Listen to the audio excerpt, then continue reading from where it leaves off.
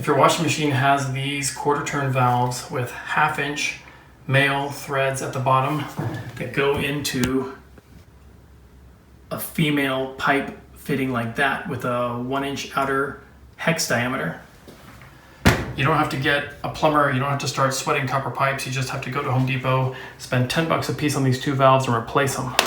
In our case, ours broke off, corroded right there after 20 years of service, and this became a fountain spraying right up into the top of my laundry room.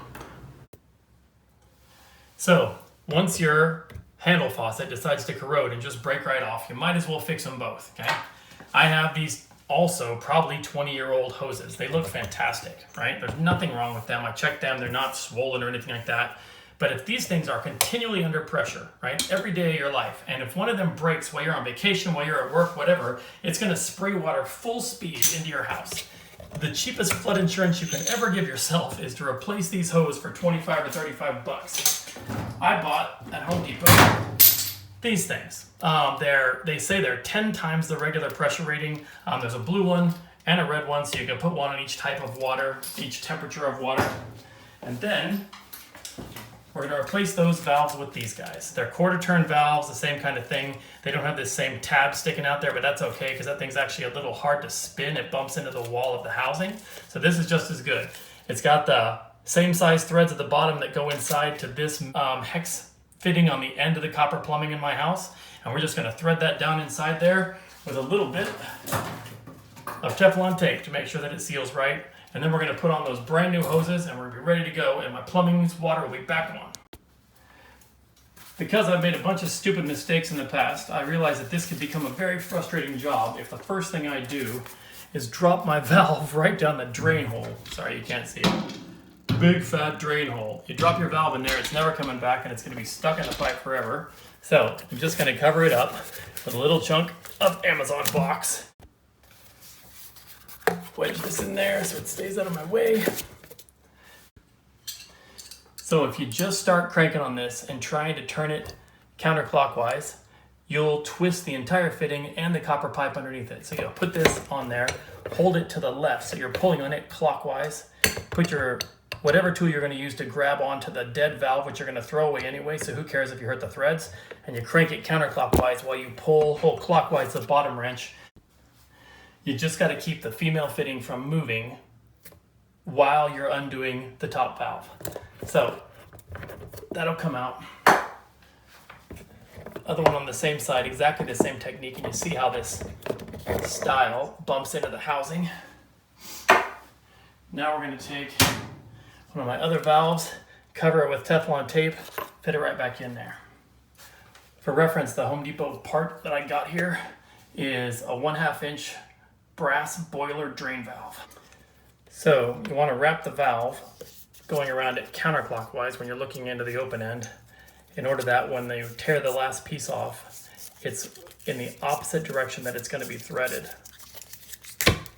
So now this little tab goes that way, and as I put it in there and spin it clockwise, that tab is being kind of held in place by the progress of the threads.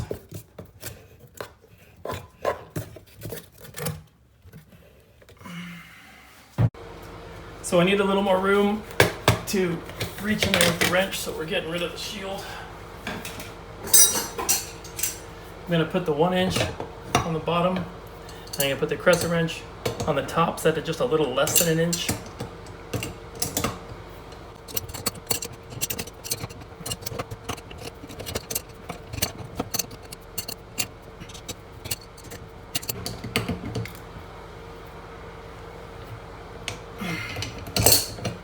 Home Depot didn't have a red and a blue, so I got 2 blues. That's fine because my new washer hoses are red and blue. Nice and wrapped, the tail going in the direction that it's going to spin. I already took a wire brush like this. I bent it at 90 degrees because it didn't fit, and I scrubbed those out to get rid of 20 years of corrosion. So good idea to make sure there's no leaks and it doesn't jack up the integrity of the Teflon tape. Here we go.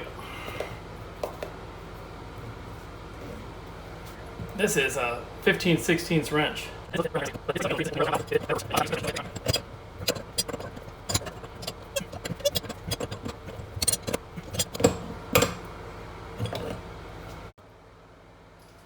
Now for the hoses. The 90-degree angle goes on the back of your washing machine. Don't stick that to the wall. This piece goes to the wall. The hot water's on the right side, as you could see from the broken valve at the beginning of the video. So now my red hose is going to be what tells us which side the hot water's on. Then I got the blue hose, same situation. It's got a 90-degree bend for the washer. I'm going to put this one on a brand new valve.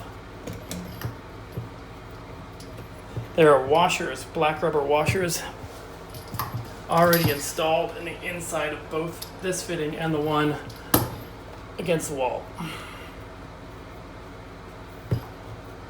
And for reference, this is the part I bought.